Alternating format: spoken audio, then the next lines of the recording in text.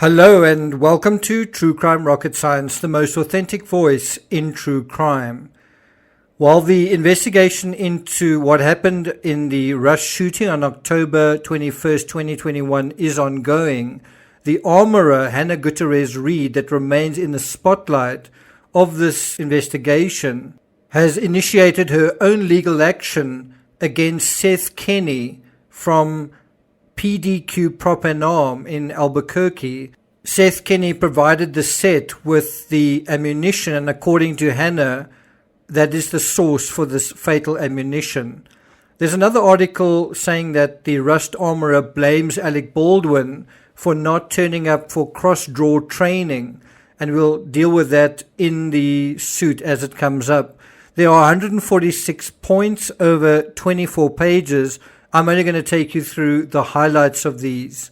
Before we get to that, if you haven't subscribed to the channel, please do. Like, share, leave a comment, and let's get started.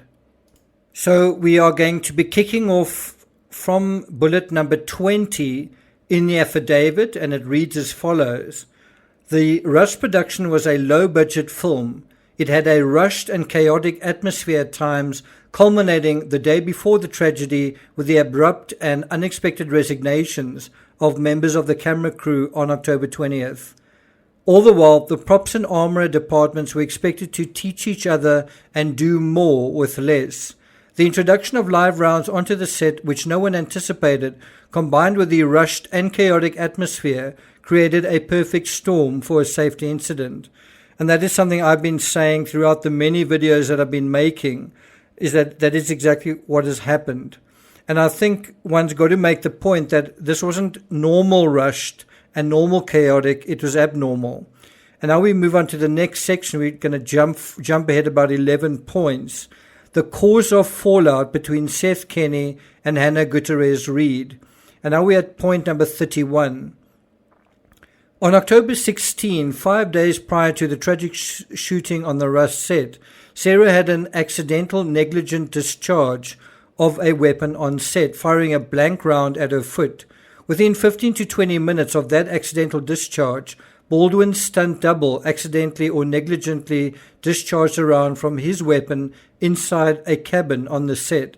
So both of these events took place on the same day, October 16, right? October 16 was a Saturday, and you may remember me talking about the Sunday being such an exhausting day for other members of the crew. That was October 17th, just 4 days prior to the incident. I also find it quite interesting how heavily this affidavit relies on the reporting by the LA Times. They are quoted or referenced quite often in this affidavit. But then again, the LA Times have done exceptional reporting, very comprehensive. Point number 32, Hannah confronted Sarah on her accidental negligent discharge and wanted to know what had happened, and indicated that they would need to tell production about it and that it could impact Sarah's ability to handle weapons on set. Number 33, this led to a heated text exchange between Seth Kenny and Hannah over Sarah's accidental or negligent discharge and the reporting of it. This is the really important part, is that a lot of the animus, a lot of the unhappiness between Hannah and Seth was to do with reporting the incident, the aftermath, saying what had happened. Interestingly, Seth took Sarah's side and essentially told Hannah to back off and that mistakes happen and that Hannah needed to remember that Sarah was her boss and not to push it. And one wonders whether that's been the same attitude in general, that somebody else is your boss and don't push it, take a back seat. Hannah interpreted this as Seth, who was called the armorer mentor in call sheets, wanted to sweep the security incident under the rug. And the term armorer mentor does not seem to be a position that is used or understood on film sets generally, right? Number 34, around the 17th or 18th, that is either the Sunday or the Monday. Remember, the incident happened on a Thursday. Seth called a friend of his who had met through Thel Reed, Officer Troy Tesk of Bullhead City, Arizona. Seth stated to Troy that he had never wanted to work with Hannah again. Seth also falsely accused Hannah of using derogatory language about Sarah 3 times on set. And now we go to the morning of the tragedy and the unexplained arrival of a newly full ammo box. And I've obviously dealt with exactly this part of the timeline in the video dealing with the recap, episode 5, which is the video uploaded prior to this one. And so point number 35, according to the affidavit, the morning of the tragedy on October 21st, fellow Rush employees Sarah Zachary and Nicole Montoya is kind of a teenager, I think she's 19 years old, and she is I think she's the sister of Sarah's fiancé, some kind of relationship like that. They were the first people in the prop trailer on that Thursday morning. Sarah was already in the prop safe retrieving the firearms when Hannah arrived at around 6:30 a.m. 6:30 a.m. is usually the time that everybody arrived. This was unusual according to the point 36, as Hannah was the person who typically retrieved the firearms from the safe by herself. So it was quite strange that Sarah and Nicole were kind of on set unusually early on October 21st. Number 37. When Hannah arrived at the prop truck that same morning, she saw a box labeled dummy rounds .45 LC, completely full, which someone had placed on top of Hannah's equipment bag. Hannah had not seen a full box of dummy rounds in weeks, and nor was this full box on the equipment bag when Hannah had last been in the prop trailer. And there's kind of some mystery surrounding where this came from. Number 38. Upon information and belief, the dummy rounds and live rounds came from the defendants. And that's a reference to Seth Kenny and PDQ Prop and Arm. Number 39. Sarah has since acknowledged in a report by the LA Times on November 20th that a new box of presumed .45 caliber long Colt dummy rounds appeared on set that day. 40. Hannah exclaimed words to the effect of, "What is this?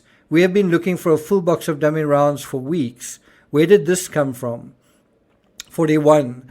Sarah was the person who had been bringing all the dummy ammo boxes onto set from Seth Kenny, from PDQ Prop and Arm, but she did not respond as to where this full box had come from after Hannah made her comments. Props assistant Nicole simply giggled in response to Hannah's questions. 42. No one in the prop truck acknowledged or claimed to be the source of the full box of .45 caliber long Colt dummy ammunition that morning. And this again raises the question, was there plinking going on? Where, did the plinking have something to do with these boxes that are appearing out of thin air kind of thing? There is actually no reference to plinking in this affidavit. 43. Hannah shook her head and heard a jingling sound, which is what a dummy round box should sound like. 44. It was a busy morning and Hannah was happy that they had a full box of dummy rounds to work with, and because Sarah, as prop manager, had brought dummy boxes to the set in the past as part of her duties, and so Hannah didn't think any more of it at that time. 45. Around 7:30 a.m., Hannah noted that the video camera system and app that allowed the crew to watch scenes going on in real time and store content in the cloud, the so-called video village, was down. Now bear in mind, this is the time that the camera crew were retrieving their equipment, disassembling their equipment, unplugging things, and sorting themselves out and removing themselves and the equipment from the set, right? With the producers standing around them. Going back to the affidavit, as a result, Hannah was unable to view the various camera scenes and what they were filming. Video Village was always supposed to be up so that Hannah, makeup, and others on set could see when they were needed and follow what was going on with filmed scenes as they were happening, for example, inside buildings. And so you can really now start to make a connection between these crew members, these unhappy crew members leaving, and that creating a hole in terms of knowledge and information and continuity, and that kind of allowed this incident to happen. And I think one could also say that if those staff members had been accommodated in some way and they hadn't printed those T-shirts but accommodated them, then you would have had these video camera systems up and the set would have been more settled that day. And it's quite likely an accident may have been, if not avoided, certainly mitigated. Number 46, Video Village provides several apps which apparently offer secure cloud storage and the ability for set crews to watch scenes in real time at a distance and monitor scenes. The failure of Video Village that day was very significant because no one could see inside the church at the time of the impromptu Baldwin gun scene. In effect, the de facto camera security system on the Russ set was shut down that day. 47. At approximately 10 o'clock in the morning, Hannah, Sarah, and Nicole loaded Alec Baldwin's gun and the two other guns for use in scenes that day. And they loaded them with dummy rounds from the full dummy round box found that morning in the prop truck. Number 48. For Alec Baldwin's gun, Hannah loaded 4 dummy rounds with holes in them from her pants pocket, a 5th dummy round from the box with a hole in it, and attempted to load a 6th dummy round without a hole in it from the box, but it would not go into the chamber, and she thought the chamber might need to be cleaned. 49. Hannah remembers shaking the 6th round to ensure herself that it was a dummy round. Number 50. Sarah and Nicole helped load the other weapons and the bandoliers. They were all placed on the prop cart. 51. Hannah handed the gun to Alec Baldwin just after 10 o'clock in the morning, and he had continuous possession of the gun with the 5 dummy rounds loaded into it until the set broke for lunch around 12:30. During this time, Baldwin was involved in various scenes. 52. Hannah asked Baldwin approximately every 30 minutes when the scene cut if Baldwin wanted to give her the gun back, and he said no. Hannah also sent Nicole over to ask Baldwin if he wanted to hand the gun back to her for holding, but Baldwin said that he was okay to continue holding it. 53. When the set broke for lunch at 12:30, Baldwin gave his gun back to Hannah. Hannah, Sarah, and Nicole locked the guns back up in the safe in the prop truck inside gun socks. Gun socks provide an extra layer of protection for rifles and guns when traveling or in storage. And now the next section is the afternoon of the tragic shooting. This is now everything that happens after lunch. And so now we go to point 54. When the three returned from lunch a little before 1:30 p.m., Sarah and Nicole pulled the guns out of the safe, and they and Hannah carried the guns and placed them back on the cart. 55. Hannah had to step away for a brief period and asked Sarah and Nicole to watch the guns. When she came back, she noticed that the two, that is, Sarah and Nicole, had wandered off some feet away, and the guns were unattended for about 5 minutes. 56. Hannah remembered the chamber that she believed needed to be cleaned in Baldwin's gun, and she cleaned it, and then Hannah pulled another round from the dummy box, shook it, and placed it on the chamber. 57. To the best of Hannah's knowledge, the gun was now loaded with 6 dummy rounds. 58. Indeed, defendants, as suppliers of prop ammunition to the Russ set, sold, distributed, and advertised its props as dummy ammunition and not live rounds. Hannah relied upon and trusted that the defendants, that's Seth Ken and his business, PDQ Prop and Arm, would only supply dummy prop ammunition or blanks, and no live rounds were ever to be on set. 59. Assistant Director Halls told Hannah in her earpiece, in a rushed fashion, that Baldwin's gun was needed inside the church. 60. Production was behind several hours because the camera crew had quit the night before.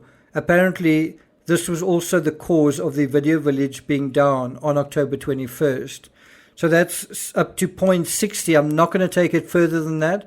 I will resume this because it's kind of encroaching on the narrative, on the recap narrative I've been doing. And so after I put up episode 6, I will resume with these bullet points from the affidavit, as from point 61 onwards. Thank you for listening, and I'll see you guys next time.